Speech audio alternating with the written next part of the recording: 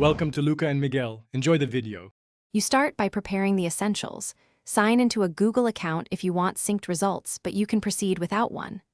Open your browser now and go straight to Settings. Don't linger. Once in Settings, find the Search Engine or Default Search Provider section and select the option to Manage Providers. Make sure to have Google.com available as a selectable entry. If it's missing, add it as a custom search engine with the correct URL before moving on. You'll now set Google as the active engine. If Google isn't listed, add it manually using the search URL pattern shown. Enter a name and keyword so the browser recognizes it. Once added, choose Google from the drop-down and click the button to make it default. After that, open a fresh tab to confirm the change.